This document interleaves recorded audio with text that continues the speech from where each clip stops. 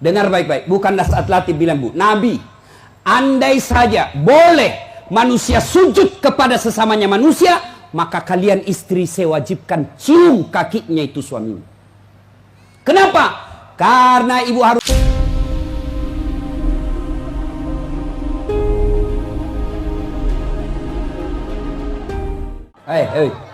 Bu, dengar dulu. Kenapa Nabi bilang begini? Andai saja boleh manusia sujud kepada sesamanya manusia, maka istri saya wajibkan sujud depan suaminya. Dengar baik-baik, bukan Nas'at Latif bilang, Bu. Nabi, andai saja boleh manusia sujud kepada sesamanya manusia, maka kalian istri saya wajibkan cium kakinya itu suaminya. Kenapa? Karena ibu harus tahu, dosa ibu kami para suami yang tanggung. Beda kami laki-laki dengan ibu. Ibu bikin dosa, ibu tidak puasa, ibu tidak sholat. Meskipun suaminya ulama, suaminya penceramah, suaminya Senin Kamis puasanya, tahajud tiap malam, suaminya hafal Quran, tapi istrinya tidak baik agamanya. Kata Allah, ku ampusakum wa akhlikum narani. Kau suami, pimpin itu istrimu masuk neraka. Beda ibu-ibu, ditanggung oleh kami laki-laki. Suaminya tukang judi, suaminya pengedar narkoba, suaminya peselingkuh, suaminya pemakan haram, tapi istrinya istrinya baik, rajin sholat, taat sama suaminya, perintah suaminya diikuti. Meskipun suaminya bajingan, tidak ada urusan. Suami masuk neraka. Nabi jelaskan kepada ibu, Bu, lihat ini, kata Nabi kalau bahasa kita, Bu, lihat ini 7 pintu surga, tadkhulul jannati bisalam. Silahkan ibu pilih mana pintu surga yang ibu mau masuki. Itu enaknya jadi perempuan, ditanggung dosanya sama laki-laki. Beda kami laki-laki, ibu tidak tanggung dosa kami. Maka ibu-ibu, yang pertama tujuan suami itu bukan cari nafkah. Ibu yang perlu cari dari suami bukan mendidik yang utama, tapi yang utama adalah cari ridhanya suami. Jangankan ibu keluar rumah, Senin Kamis saja diharamkan oleh Allah apabila tanpa izin suami. Saya ulang, jangankan keluar rumah, Senin Kamis ibu puasa sunnah tanpa izin suami, haram puasa itu, Bu. Contoh, pengantin baru, suaminya cuti 3 hari, istrinya langsung, Bang, saya puasa Senin Kamis ya. Kata suaminya, saya sengaja cuti ini karena saya mau dapat jatah siang-siang. Tidak boleh ibu puasa tanpa izin. Ya? Jelas? Jelas ibu? Jelas? Dengar lagi. Ada orang bertetangga, marah ini tetangga, lapor sama Nabi. Apa pasalnya? Sakit ini ibu tetangganya, dia datang panggil anaknya, seorang perempuan. Bu, ibu mamanya lagi sakit, datang ki pergi lihat ki. Apa kata ini ibu anaknya? Mohon maaf, suamiku pergi tugas, saya dilarang keluar rumah sebelum suami saya pulang. Sakaratil maut ini ibunya, datanglah ibu, sudah sakaratil maut ibumu, kau datanglah besuk dia. Saya minta maaf, saya mau sekali tapi suami saya belum pulang. Akhirnya meninggal, mau dimakamkan, datang lagi. Bu, sudah meninggal ibumu, kau datang yang terakhir kalinya. Mohon maaf, saya cukup berdoa. Kenapa? Suami saya belum pulang, saya tidak berani tinggalkan rumah.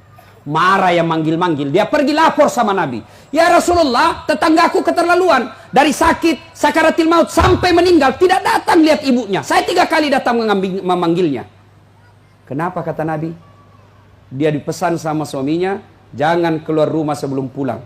Mendengar ini, apa Nabi marah? Subhanallah, Nabi justru menjelaskan, alhamdulillah diampuni seluruh dosa ibu yang meninggal karena punya anak yang taat sama perintah suaminya. Ada ibu-ibu Bayangkari begitu sih? Ada? Yang banyak saya lihat baru 10 menit pergi suaminya juga keluar juga dia Pak. Dia tawaf satu komplek. Dia kelilingi semua komplek. Masya Allah. Ya, alangkah bahagianya kita suami pergi menjalankan tugas sebagai aparat negara. Lalu istrinya sholat duha 8 rakaat. Selesai sholat duha dia kirimkan SMS suaminya. Pak, jangan menghalalkan segala cara. Rezeki sudah Allah tentukan. Meskipun bapak kejar kalau bukan rezeki, bapak tidak akan masuk. Tapi meskipun bapak tidak kejar setengah mati, kalau rezeki bapak pasti masuk. Bapak, jangan menghalalkan segala cara. Salam sayang selalu dari istrimu di rumah. Bahagianya. Itu suami kalau dapat SMS begini, Bu, dia kasih lihat itu semua di kantor di Polsek. Lihat kau istriku, istri yang soleha. Pernah SMS begitu suaminya, Bu? Pernah?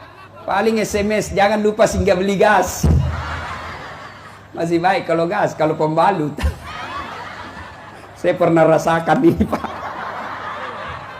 Saya pulang tak siap malam-malam, tiba-tiba mamanya SMS, Ustadz, habis pembalut. La haula wala quwata illa billah. Saya singgah di warung, saya berdoa, mudah-mudahan tidak ada yang kenal saya. Begitu saya bayar, tiba-tiba ada ibu bilang, Ustadz beli pembalut. Langsung aku bilang, biar mi daripada saya melahirkan. Pak, Bapak juga jangan tipu suami istri. Pak, jangan pernah nipu istri. Alasan rapat, ternyata pergi merapat. Saya dipanggil komandan, ini namanya istri kasihan kalau sudah lapor, komandan, iya Pak silakan lari, ternyata pergi merapat. Pak, kadang saya ditanya, Ustadz kenapa pangkat golongan saya tidak bisa sekali baik Ustadz, rezeki saya bilang Bapak dosa sama istri. Gimana Allah mau bukakan pintu rezeki kalau orang yang setia menunggu Bapak di rumah Bapak khianati? Ya? Masih ingat waktu menikah? Apa kita ucapkan waktu menikah? Bapaknya bilang begini yang perempuan, saya nikahkan engkau dengan anak gadisku ini dengan mahar tunai karena Allah. Siapa yang kita jadikan mahar? Siapa yang kita jadikan jaminan? Tunai karena Allah. Kita ambil anak gadisnya orang, dihalalkan anak gadisnya orang atas nama Allah. Allah yang kita jadikan jaminan. Kapolres saja Bapak jadi jaminan. Kalau Bapak salah gunakan, dipindah Bapak, Pak. Kalau perlu dipecat. Saya atas nama Kapolres ini diminta untuk, padahal itu bohong. Marah Kapolres, Pak. Apalagi Allah. Maka Bapak kalau sengsara hidupnya, susah rezekinya, koreksi. Mungkin Bapak terlalu banyak mengkhianati istri. Gimana Allah mau bukakan pintu rezeki? Kalau istri suka marah-marah, Bapak, kalau istri suka marah-marah, rumusnya diam. Jangan. Kalau istri marah, minta penjelasan, lebih diam. Kalau perlu makan obat tidur. Karena itu perempuan kalau dia sudah marah, dijelaskan, tidak jalan otaknya, Pak. Apalagi kalau dia bilang, pokoknya, sudah diam saja, Pak. Dijelaskan tidak masuk akal. Sudah dijelaskan, tidak ungkit lagi yang 10 tahun yang lalu. Kenapa dua? ini semua ini. Sudah lewat 7 tahun, masih tidak ungkit-ungkit lagi. Pada dia bilang, sudah mindak mi berhenti mak. Bertengkar, itu dulu. Maka lebih Bapak minum obat tidur. Kalau dia ngomel, Pak, maklumi saja. Kenapa? Dengar baik-baik. Ada sahabat Nabi, waktu itu Umar bin Khattab presiden. Suka ngomel dan marah istrinya. Maka suaminya mau lapor sama Umar supaya dipanggil, dimarahi sama Umar, presiden. Begitu dia mau lapor sama Umar, dekat dari rumah Umar, dilihatnya Umar juga dimarahi sama istrinya. Pulang dia bilang, presiden aja dimarah, pulang dia. Besok ketemu sama Umar, ya Amirul Mukminin, saya lihat Anda kemarin marah-marah sama istri, diam-diam saja, senyum. Dengar bapak-bapak, dengar para lelaki.